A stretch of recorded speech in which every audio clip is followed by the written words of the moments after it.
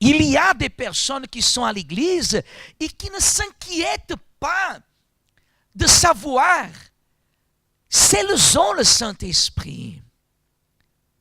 Et bien des fois, vous savez pourquoi? Parce qu'au milieu des églises, on développe un système, une façon, comme si cette façon-là amènerait les personnes à recevoir le baptême du Saint-Esprit. L'apôtre Paul, un des disciples, un des apôtres que Dieu a utilisé le plus pour instruire l'Église à travers les épîtres, un homme inspiré par Dieu. Est-ce qu'il chantait? Est-ce qu'il était un chanteur? Est-ce qu'il était un adorateur? Non. Non. Mais la Bible dit qu'il fut baptisé du quoi? Du Saint-Esprit. Et lorsqu'il fut baptisé du Saint-Esprit, comment le baptême du Saint-Esprit s'est donné avec Paul? Au moment que le disciple que Dieu a envoyé, il a imposé les mains sur Paul et il a dit, reçois le Saint-Esprit. La Bible dit qu'il a reçu. La Bible ne dit pas qu'il a commencé à sauter, ou à tourner. Qu'il a commencé à... Non. La Bible dit qu'il a reçu. Qu'est-ce que c'est ça? C'est la fusion. C'est le mariage, Église. Le Saint-Esprit, il ne vient pas sur moi pour me faire sauter. Vous avez déjà vu dans les églises, des fois, celui qui exerce le culte, il tape les personnes avec la veste. Oh, il le souffle, et les personnes tombent. Ah, c'est le Saint-Esprit. Non! Je sais que ce message, il va toucher, blesser beaucoup.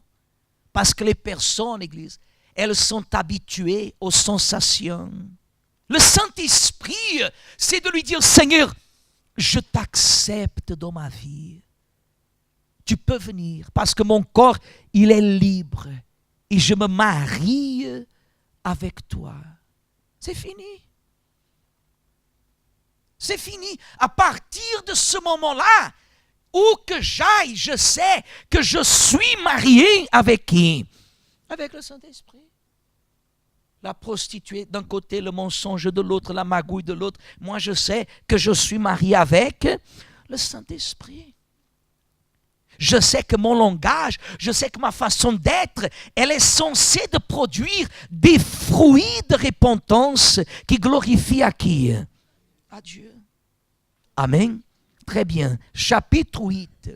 Actes chapitre 8, verset 14. Les apôtres qui étaient à Jérusalem. Où est-ce qu'ils étaient?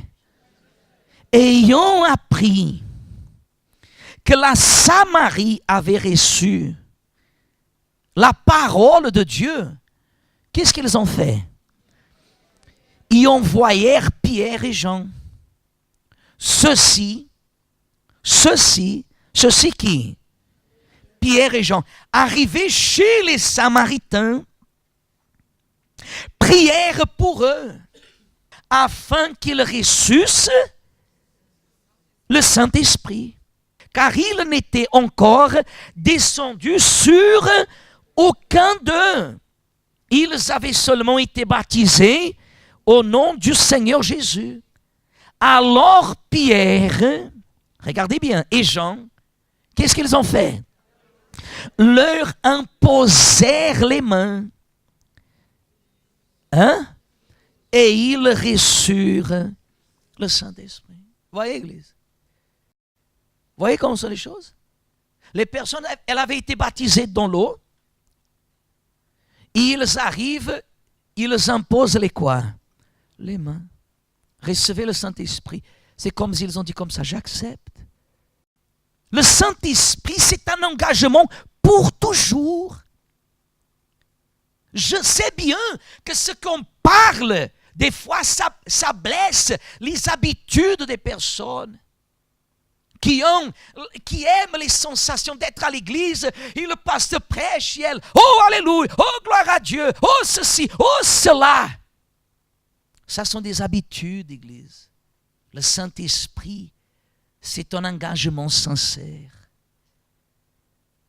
Quand la personne reçoit le Saint-Esprit, plus jamais, elle n'a pas de doute. Parce qu'elle sait ce qui est bon et ce qui est mauvais.